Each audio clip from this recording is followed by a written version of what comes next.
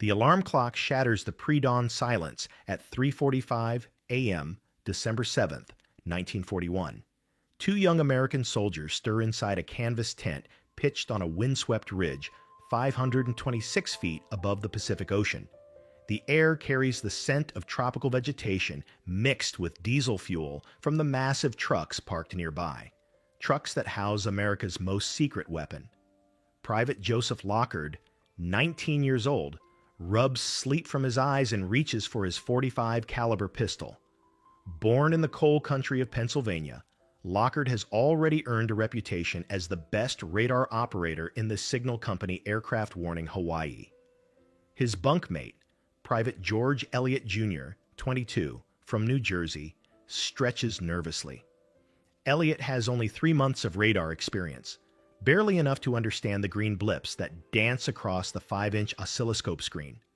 Together, they unlock the massive mobile radar unit, a state-of-the-art SCR-270 that represents the bleeding edge of 1941 technology. The antenna tower stretches 45 feet into the Hawaiian sky, its 9 metal bays designed to bounce radio waves off objects up to 150 miles away. In all of Hawaii, only 6 of these revolutionary machines exist. For the entire Pacific Fleet, there's exactly 1 spare tube. "I still need practice reading the scope," Elliott admits as they power up the equipment. The trucks hum to life, diesel generators feeding electricity to vacuum tubes that glow like amber lanterns in the darkness. Through the truck's open sides, they can see the Pacific stretching endlessly toward Japan, 4,000 miles away. Lockard takes his position at the oscilloscope, watching the thin white line sweep across the green screen. Elliott sits beside him with plotting board and logbook, ready to track anything that might appear. Their job is simple: detect aircraft approaching Oahu and report them to the information center at Fort Shafter, 50 miles away. At 6:54 a.m., the phone rings. "Shut down the radar unit," comes the order from Fort Shafter. "Your duty ends at 7 o'clock. But Elliott has other plans. "I still want instruction on the oscilloscope," he insists. Lockard, always willing to help a trainee, agrees to keep the system running past their official duty time. At exactly 7:02 a.m., something appears on their screen that neither man has ever seen before. "What's this?" Elliott asks, pointing at the oscilloscope. A massive white blip dominates the display, not the usual small dot representing a single aircraft, but a formation so large it defies explanation. How could these 2 young soldiers know they were about to witness the largest air attack in American history? And how would their technology, primitive by today's standards but revolutionary in 1941, evolve from this moment of failure into the invisible shield that would ultimately defeat Japanese air power in the Pacific? The largest blip either of us had ever seen on an oscilloscope. That's how Elliott would later describe the radar return that appeared 137 miles northeast of Oahu that Sunday morning. Lockard immediately suspects equipment malfunction. He runs through a series of diagnostic checks, testing the transmitter, checking the receiver, examining the antenna connections. Everything functions perfectly. The 2 soldiers calculate the approaching formation's speed and bearing. The aircraft are flying directly toward them at approximately 180 miles per hour, coming from 3 degrees east of due north. In 1941, this represents an impossible sight. No friendly formation has ever appeared this large on their primitive radar screen. "Don't be crazy," Lockard laughs when Elliott suggests calling the information center. Our problem ended at 7 o'clock. But Elliott persists, his New Jersey stubbornness overriding military protocol. After intense discussion, Lockard relents.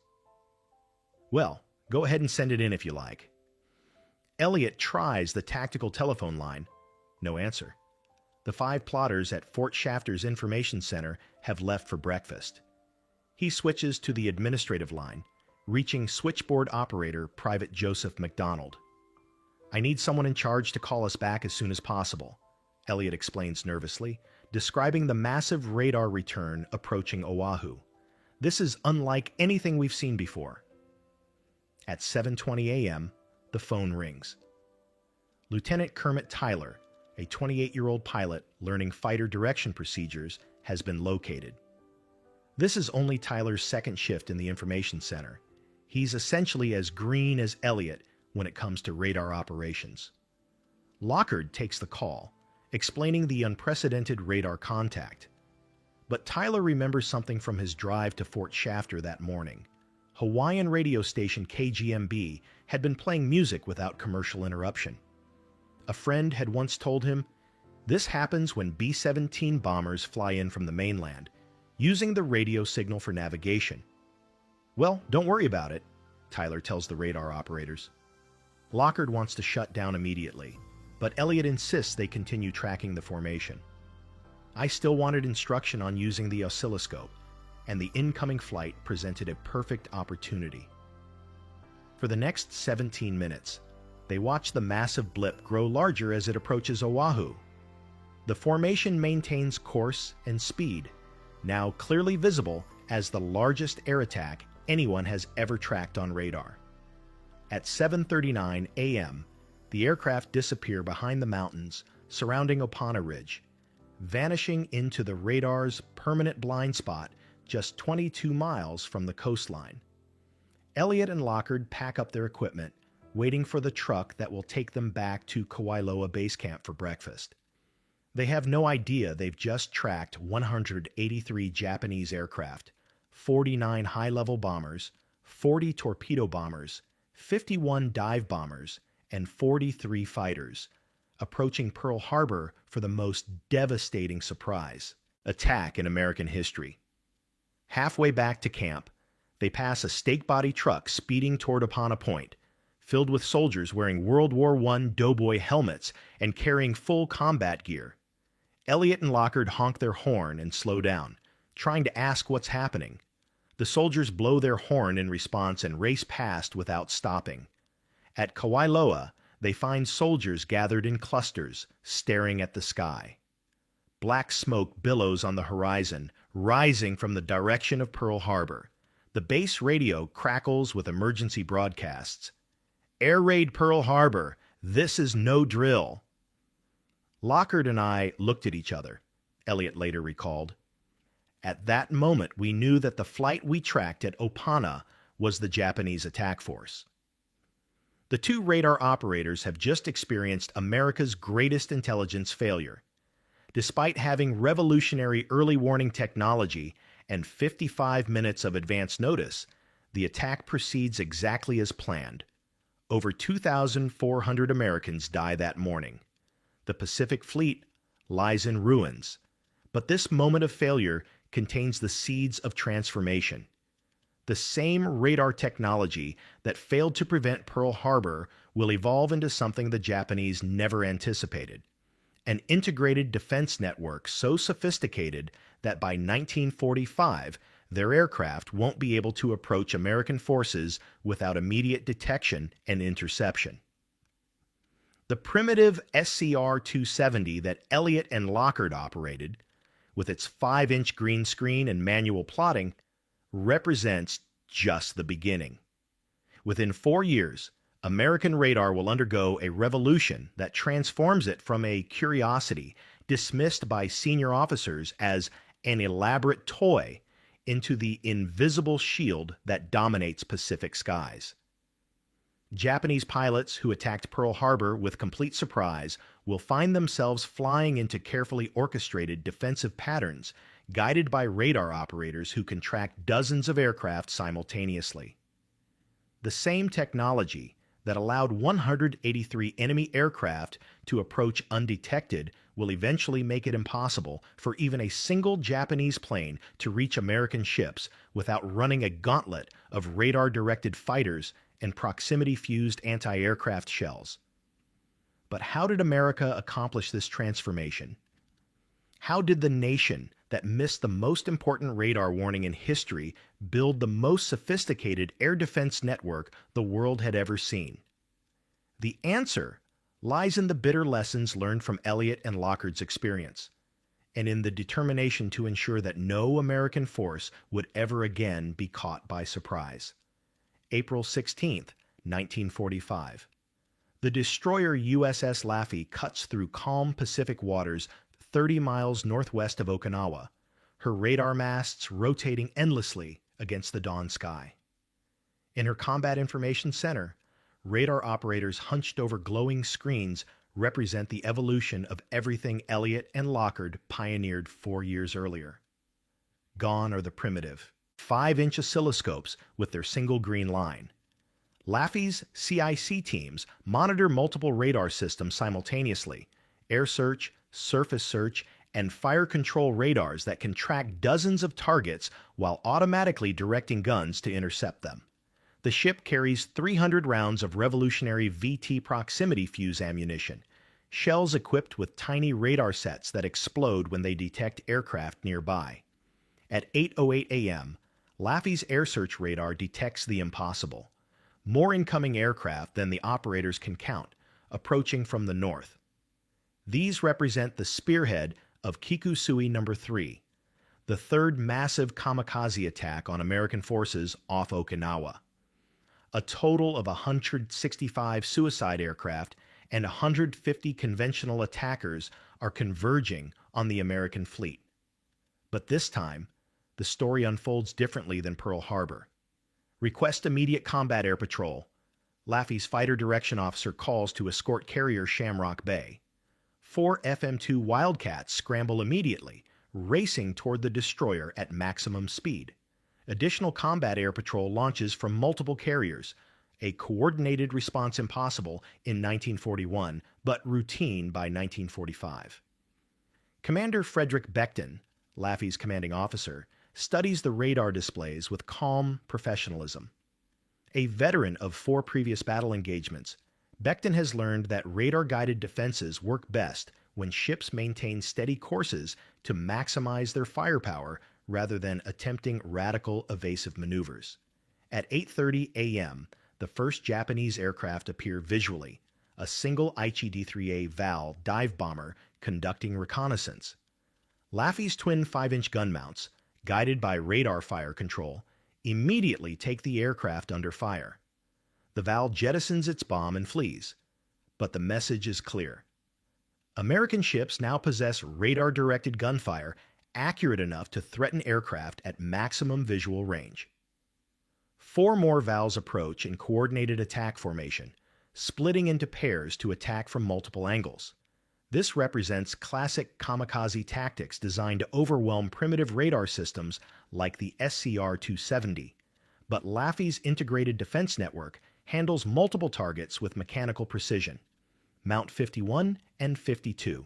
Commence firing. Radar-directed 5-inch guns track the first pair of attackers. VT proximity fuses detonate shells precisely when they reach optimal range, creating devastating fragmentation patterns that no pilot can evade. The first Val disintegrates at 9,000 yards. The second explodes at 3,000 yards. Mount 53 engages the Vals circling to attack from astern, hitting one with a VT-fused shell at 3,000 yards. The damaged aircraft's landing gear catches a wave, and it crashes into the sea. The fourth Val, crossing from starboard to port, runs into concentrated fire from both Laffey and support craft LCS-51. All 4 attacking aircraft are destroyed before reaching attack range. American fighters now arrive over the battle zone. 12 Marine Corps F-4U Corsairs from VMF 441, Blackjacks, launched from captured Yantan Airfield on Okinawa, join 4 Navy Wildcats already engaging Japanese formations. The Corsairs operate under radio direction from Laffey's CIC, which vectors them toward incoming raids using radar information impossible to obtain in 1941. For 80 minutes, Laffey fights the most intensive kamikaze attack ever recorded. 22 Japanese aircraft attempt to crash into the destroyer, supported by conventional bombers dropping free-fall weapons. But the ship's radar-guided defense systems extract an enormous toll. 8 Japanese aircraft shot down by Laffey's guns, 6 more kamikazes hitting only after suffering severe damage that reduces their accuracy, and 17 additional aircraft destroyed by radar-vectored fighters. The contrast with Pearl Harbor becomes starkly apparent, where Elliott and Lockard could only watch helplessly as 183 aircraft approached undetected. Laffey's operators actively coordinate a defensive battle involving dozens of aircraft, multiple ships, and integrated fire control systems. When kamikazes do penetrate the defensive perimeter, radar-guided proximity fuses dramatically improve the effectiveness of anti-aircraft fire. Performance by all hands was outstanding, Commander Becton later reports. Gunnery personnel demonstrated cool-headed resourcefulness and continued to deliver accurate fire throughout the action, often in local control. But Laffey represents just one example of America's radar revolution. Across the Pacific, American task forces now operate behind defensive screens that Japanese air power cannot penetrate. Task Force 58's fast carriers employ radar picket lines, destroyer formations positioned 50 to 60 miles from the main fleet, equipped with the latest radar systems and assigned dedicated fighter squadrons. These picket ships detect incoming raids before they can approach the carriers, vectoring fighters to intercept formations while they remain concentrated and vulnerable. When kamikaze tactics disperse attacking aircraft to overwhelm defensive systems, the Americans simply deploy more radar-equipped ships to handle multiple simultaneous tracks. Vice Admiral John McCain's carriers now carry 73 fighters each, nearly double their 1941 complement, specifically to maintain continuous combat air patrol under radar direction. The Big Blue Blanket of radar-guided fighters sweeps over Japanese airfields, prevents suicide aircraft from even launching their attacks. Most devastating of all, American ships now fire VT proximity fused ammunition that turns every anti-aircraft shell into a radar-guided weapon.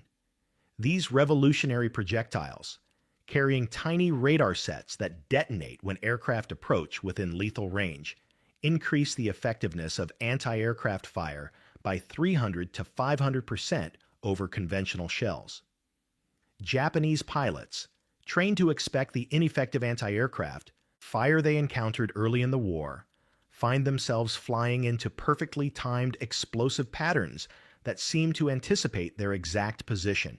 Captain Sei Sakita, who led one of the first successful kamikaze attacks against carriers Franklin and Belleau Wood in October 1944, represents the Japanese perspective on this technological transformation. Early kamikaze attacks achieved success rates exceeding 34%, devastating effectiveness that shocked American commanders.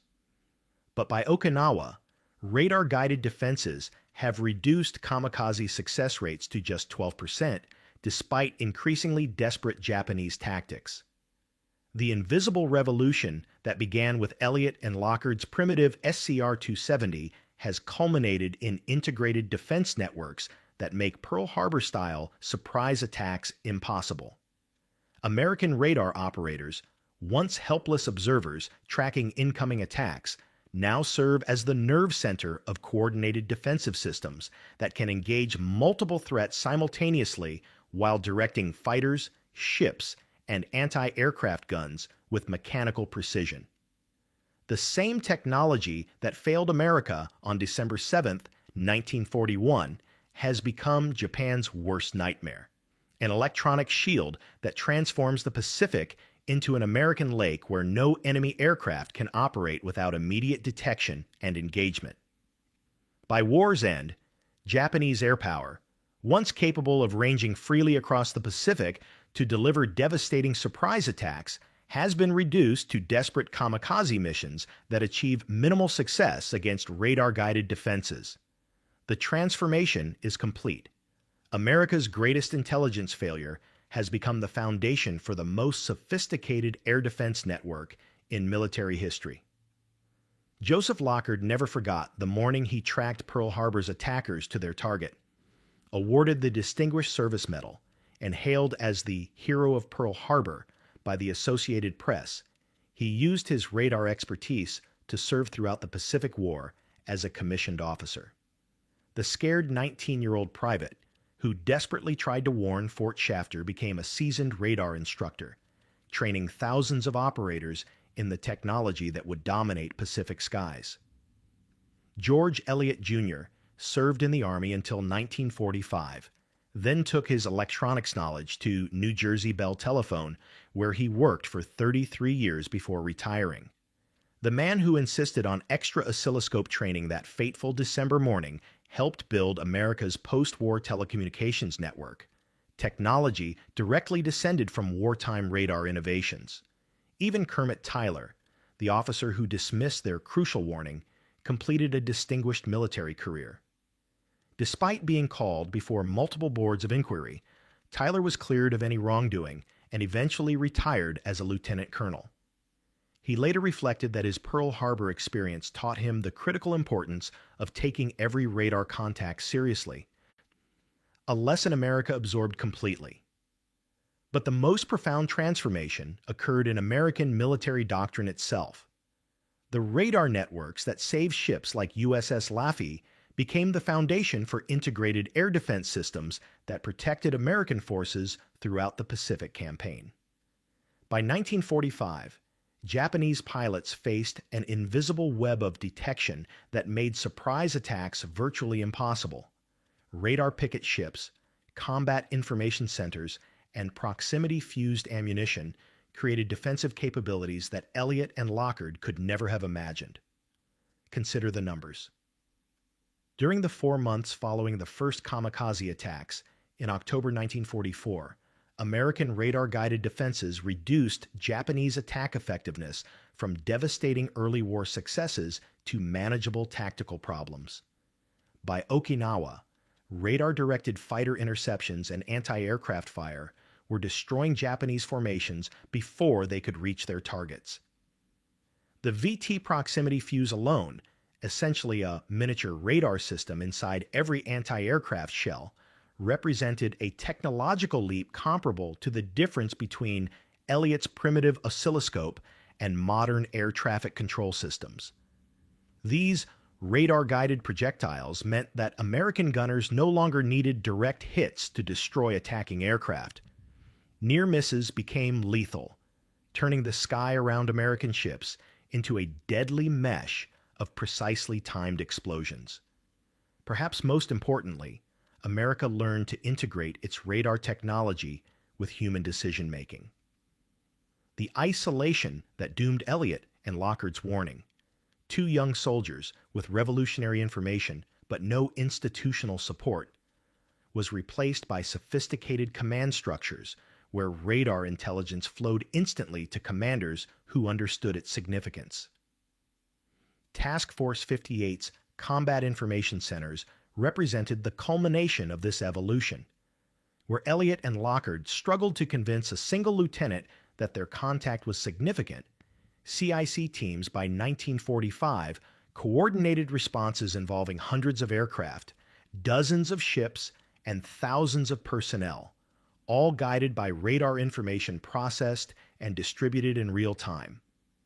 The technological lineage runs directly from Opana Ridge to modern missile defense systems.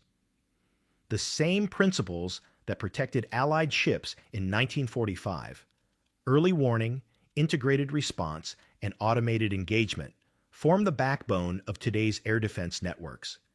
Every airport control tower, every military radar installation, every missile defense system traces its heritage to the lessons learned from America's Pearl Harbor awakening.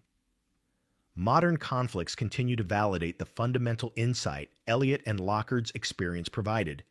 In warfare, information dominance determines survival. The nation that can see farther, process threats faster, and coordinate responses more effectively holds decisive advantages that no amount of individual courage can overcome. Today, as potential adversaries develop new methods to attack American forces, the same cycle continues. Advanced radar systems, satellite surveillance, and computer-guided defenses represent the direct descendants of the primitive SCR-270 that two young soldiers operated on a Hawaiian mountaintop in 1941. The invisible shield that began with Elliott and Lockard's ignored warning has evolved into America's most enduring strategic advantage, the ability to see threats coming and respond with overwhelming technological superiority. From Pearl Harbor's devastating surprise to Okinawa's successful defense, America's radar revolution demonstrates how nations can transform their greatest failures into their most powerful capabilities. Two young soldiers tracking blips on a green screen could never have imagined they were witnessing the birth of the electronic age, an age where information itself became the ultimate weapon. The next time you see aircraft safely landing at any airport, guided by radar controllers who can track dozens of flights simultaneously, remember Elliott and Lockard, and how America learned to turn its moment of greatest vulnerability into the foundation of unmatched technological supremacy. Japanese banzai charges were massacred by America's artillery coordination. The sticky, tropical air of Saipan hangs heavy with the metallic scent of blood and cordite as Captain Ben Salomon wipes sweat from his brow with a blood-stained surgical towel. It's 11:30 p.m. on July 6, 1944, and inside his pyramidal aid station tent, just 50 yards behind the 105th Infantry's frontline foxholes, wounded American soldiers lie on stretchers and the muddy ground, their groans mixing with the distant sound of Japanese voices echoing through the darkness. Salomon adjusts his wire-rimmed glasses and bends over another wounded GI, his dentist's steady hands now saving lives instead of fixing cavities. But tonight feels different. The Japanese voices carry a strange urgency, and the usual sporadic rifle fire has been replaced by an ominous shuffling, thousands of boots moving across coral and volcanic rock. "Doc, you hear that?" whispers a wounded soldier from the 27th Infantry Division, his New York accent cutting through the humid air. "Sounds like the whole damn Japanese army is moving up there." Salomon pauses, listening. Beyond the ridge, sake bottles clink like wind chimes as Japanese officers distribute final rations of liquid courage to their men. The sound of metal on metal, swords being drawn from sheaths, creates an almost musical rhythm in the pre-dawn darkness. What the Americans don't yet realize is that 4,000 desperate Japanese soldiers are gathering for Gyokusai, the honorable destruction that would rather embrace death than surrender. Lieutenant Colonel William O'Brien crouches in his foxhole 250 yards from the beach, studying the dangerous gap between his 1st Battalion and Major Edward McCarthy's 2nd Battalion through his field glasses. He's requested reinforcements twice. None are available. In desperation, he's positioned his anti-tank weapons to cover the 100-yard opening, but deep in his gut, O'Brien knows it won't be enough. "Sir," his radio operator whispers, "artillery's asking for final coordinates." 3 miles offshore, the USS Birmingham's radio room crackles with precise calculations. American artillery observers are fine-tuning what they call time on target, a revolutionary coordination technique that synchronizes multiple artillery batteries to deliver devastating concentrated firepower at precisely the same moment. It's mathematical warfare, turning chaos into lethal precision. But hidden in caves and spider holes across northern Saipan, General Yoshitsugu Saito's remaining forces are preparing for something the Americans have never experienced on this scale: the largest banzai charge in Pacific War history. Every able-bodied man, soldiers, sailors, even civilians with bamboo spears, will charge at 4:45 a.m. in a human wave designed to overwhelm American positions through sheer desperate courage. As Captain Salomon returns to treating a Marine with shrapnel wounds, he has no idea that in 5 hours, his steady dentist's hands will be gripping a machine gun, surrounded by 98 enemy bodies. Tonight, American technological coordination will collide with Japanese spiritual determination in the most one-sided massacre of the Pacific War. The question isn't whether the Japanese will charge, it's whether American artillery coordination can turn what should be a terrifying assault into systematic annihilation. The humid darkness throbs with whispered prayers and the metallic click of rifle bolts as two fundamentally different military philosophies prepare for collision.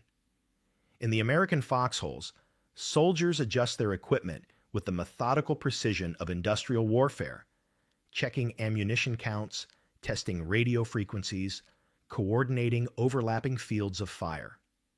300 yards away, Japanese soldiers kneel in prayer circles, writing final letters to families they'll never see again, their faces lit by the glow of sake bottles passed from hand to trembling hand.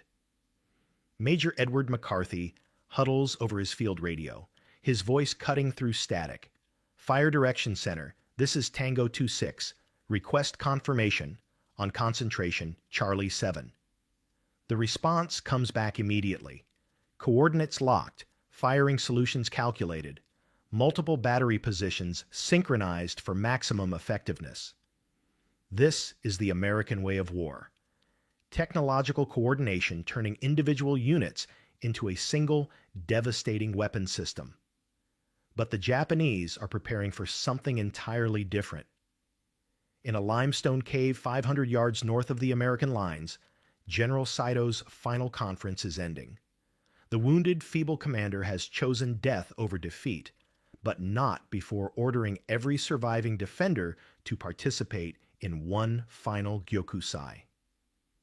Captain Sakai Oba checks his sword one last time. He and 200 other officers will lead the charge, knowing they're marching towards certain death. The password tonight, Oba tells his men, is 7 lives for one's country. Among the assembling Japanese forces, Sergeant Takeo Yamauchi stares at the sake bottle in his hands, knowing this liquid courage won't stop American bullets.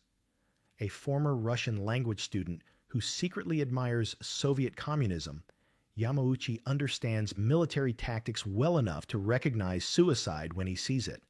But Bushido code demands he charge anyway. Honor before survival. Spiritual purity over tactical wisdom.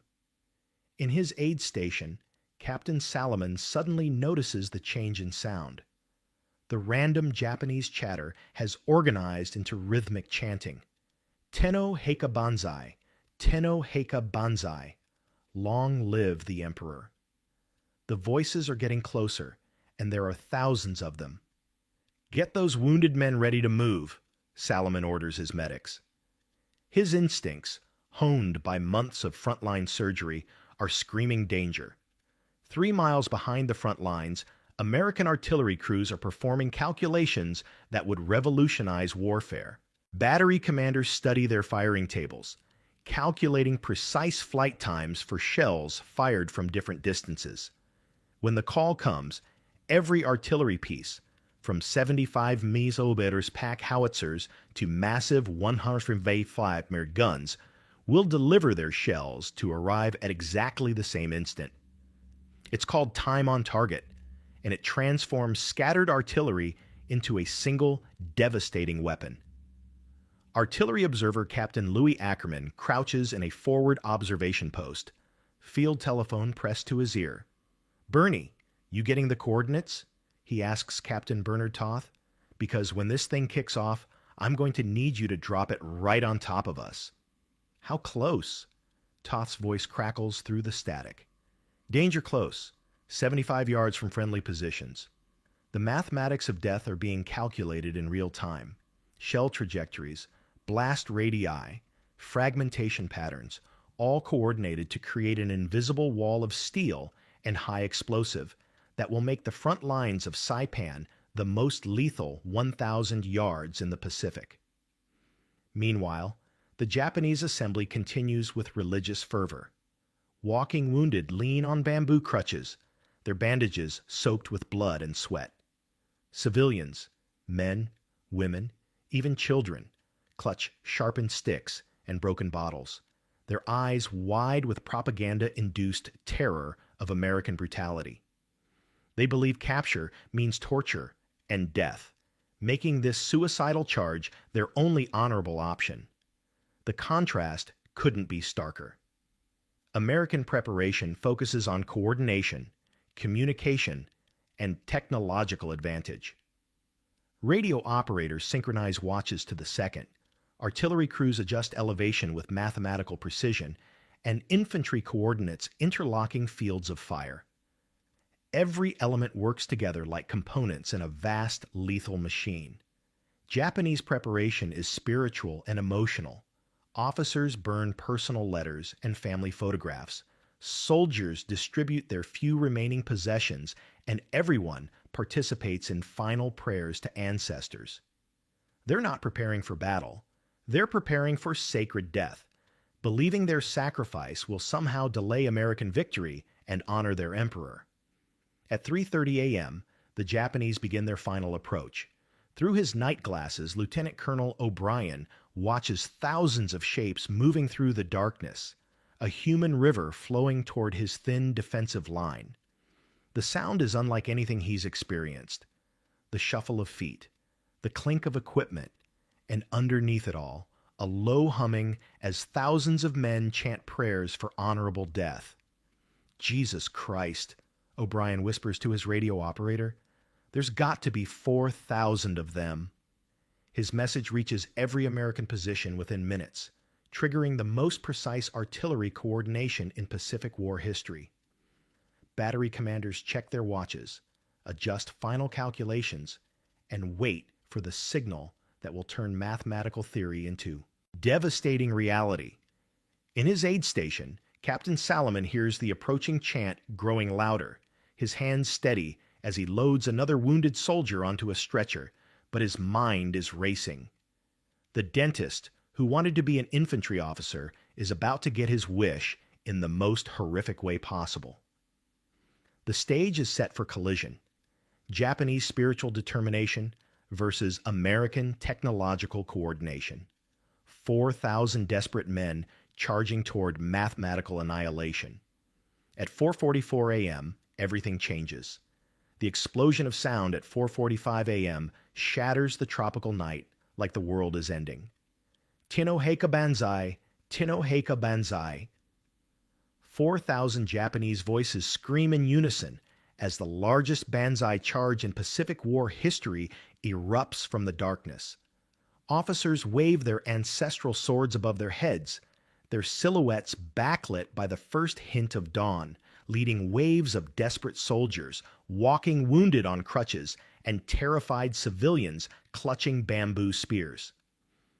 Major Edward McCarthy, commanding the 2nd Battalion, 105th Infantry, watches the human tsunami approach his positions and immediately grabs his radio. "It looks like a cattle stampede from a Western movie," he shouts into the handset. "Except these Japs just keep coming and coming."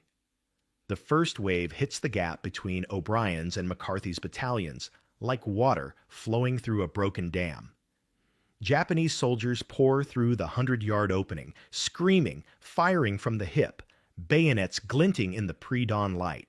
Lieutenant Colonel O'Brien stands in his foxhole, a pistol in each hand, shouting encouragement to his men as muzzle flashes light up his face like a deadly strobe light.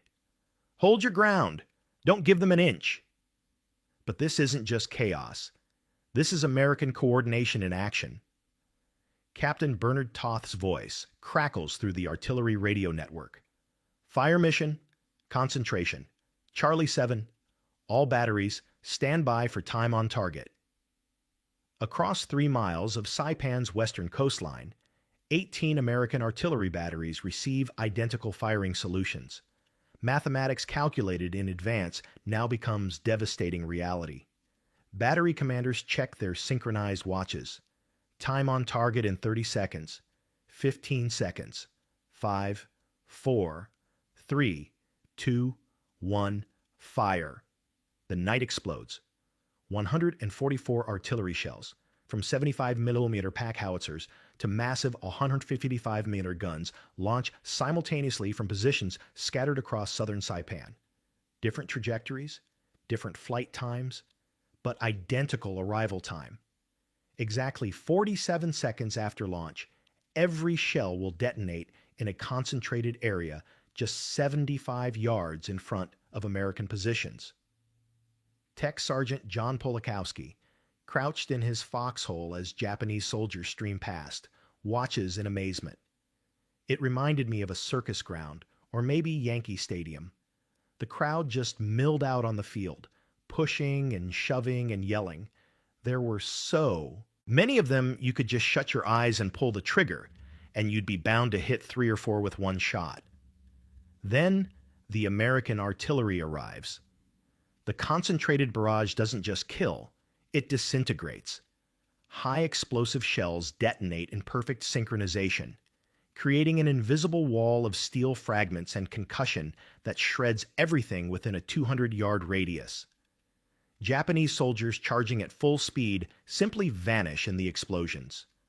Others are hurled through the air like rag dolls, their screams lost in the deafening roar of coordinated destruction. But still, they come. Wounded Japanese soldiers crawl forward on their bellies, dragging rifles and grenades. A group of civilians, women and children forced into the charge, stumble through the smoke and carnage, their eyes wide with terror and propaganda-induced determination. American Marines, trained to show no mercy in combat, hesitate for precious seconds as they realize they're firing at families. Captain Louis Ackerman screams into his radio, "For God's sake, Bernie, get that artillery closer. I'm already placing shells within 150 yards of your position. Make it 75 yards, right on top of us." The second artillery barrage arrives with even deadlier precision. Shells explode so close to American positions that dirt and shrapnel rain down on their own foxholes. The mathematical perfection of American coordination creates a meat grinder that transforms human courage into systematic slaughter. Behind the main Japanese assault, Captain Sakai Oba leads 200 officers in a secondary charge, their swords raised like medieval knights. These are Japan's military elite, career soldiers with decades of training, samurai descendants carrying family blades centuries old. They charge into the American artillery barrage, believing their spiritual purity will somehow overcome mathematics and steel. They're wrong. Meanwhile, at the 2nd Battalion Aid Station, Captain Ben Salomon hears screaming from inside his tent. A Japanese soldier has crawled under the canvas wall and bayoneted a wounded American lying helpless on a stretcher. Without hesitation, the dentist grabs a wounded soldier's M1 carbine and shoots the intruder dead. 2 more Japanese soldiers charge through the tent entrance. Salomon, moving with the reflexes of the infantry training he'd begged for, swings the rifle like a baseball bat, smashing the wooden stock against the first attacker's skull. The rifle breaks apart in his hands. He grabs another weapon, shoots the second soldier, and bayonets a third who's crawling under the tent wall. "Everybody out," Salomon shouts to his medics. "Get the wounded back to Regimental Aid Station. I'll hold them off." 4 more Japanese soldiers crawl under the tent flaps.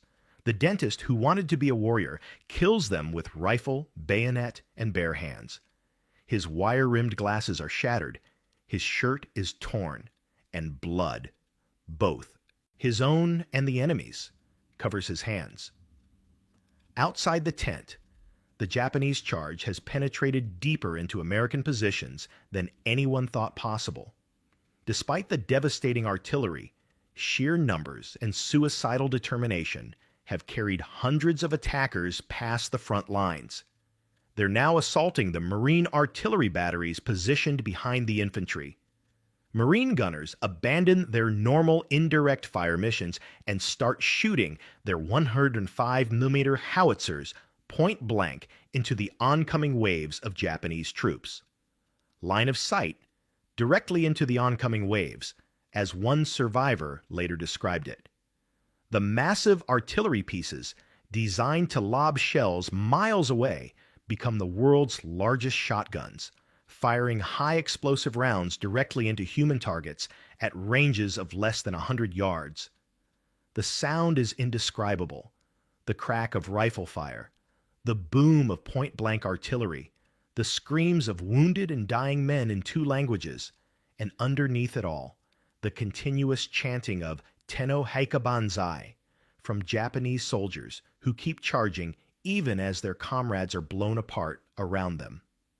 Captain Salomon emerges from his aid station to find Japanese soldiers overrunning the entire 2nd Battalion front. His medics have evacuated the wounded, but the enemy is everywhere.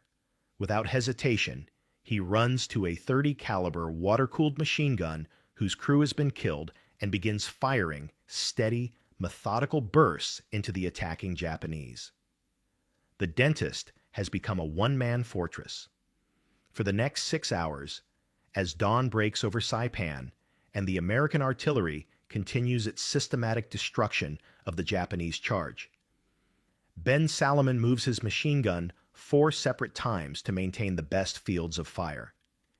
Each time he's wounded, bullet holes, bayonet cuts, shrapnel wounds, but he keeps firing until his ammunition runs out and Japanese soldiers finally overwhelm his position. By 10:30 a.m., the largest Banzai charge in Pacific War history is over. The mathematical precision of American artillery coordination has turned Japanese spiritual determination into the most one-sided massacre of the Pacific conflict. The coastal plain, north of the 105th Infantry's positions, is carpeted with 4,311 Japanese bodies, soldiers, sailors, and civilians who believed honor was more important than survival. American coordination had defeated Japanese courage so completely that Banzai charges would never again be used as a primary tactic. The age of samurai warfare died in the artillery barrage that turned mathematics into mass destruction. When the smoke clears and the final counts are made, the numbers tell a story of technological evolution written in blood and mathematics. 4,311. Japanese bodies lie scattered across the coral beaches and volcanic slopes of northern Saipan, the spiritual warriors of an ancient military culture systematically destroyed by American industrial warfare. The cost to the defenders: 406 Americans, killed and 512 wounded, devastating losses that nonetheless pale beside the Japanese annihilation. Major General George W. Greiner, Jr., the 27th Infantry Division commander, leads the grim counting parties across the battlefield. Near the 2nd Battalion aid station, they discover a scene that will haunt American military history. Captain Ben Salomon's body lies bent over the barrel of his machine gun, his ammunition completely exhausted, surrounded by 98 Japanese corpses arranged in neat rows like some macabre testament to precision marksmanship. The area to the front of the weapon was covered with enemy dead. Chief Warrant Officer Stephen Burns later testifies, in some instances 3 and 4 bodies high. By following the trail of spent cartridges and the pattern of bodies, they determined that Salomon moved his machine gun 4 separate times before running out of ammunition, fighting through 76 bullet wounds, 24 of which occurred before his death. The dentist, who wanted to be an infantry officer, had gotten his wish in the most horrific way possible. But Salomon's heroism reveals a bitter irony of military bureaucracy. When combat historian Captain Edmund Love recommends him for the Medal of Honor, General Greiner rejects the nomination, believing that Salomon violated the Geneva Convention by wielding weapons as a medical officer. For 58 years, the most lethal dentist in American military history remains unhonored, his sacrifice buried in bureaucratic misunderstanding. It takes until May 1, 2002, and multiple advocacy campaigns by fellow USC Dental School graduates before President George W. Bush finally presents Salomon's posthumous Medal of Honor in the White House Rose Garden. He remains the only dentist in American military history to receive the nation's highest decoration for valor. The broader impact of July 7, 1944, reverberates far beyond individual heroism. The systematic destruction of the largest Banzai charge in history marks the definitive end of Japan's spiritual approach to warfare. Never again will Japanese commanders attempt to overcome American technological superiority through mass suicidal attacks. The mathematics of coordinated artillery have proven more powerful than centuries of samurai tradition. American time-on-target coordination, the technique that synchronized multiple artillery batteries to deliver simultaneous devastating firepower, becomes the template for modern military doctrine. What worked on Saipan's coral beaches will evolve into the precision warfare of the 21st century, where satellite-guided munitions and computer-coordinated strikes can destroy targets with mathematical certainty. For the surviving Japanese defenders, the psychological impact is equally profound.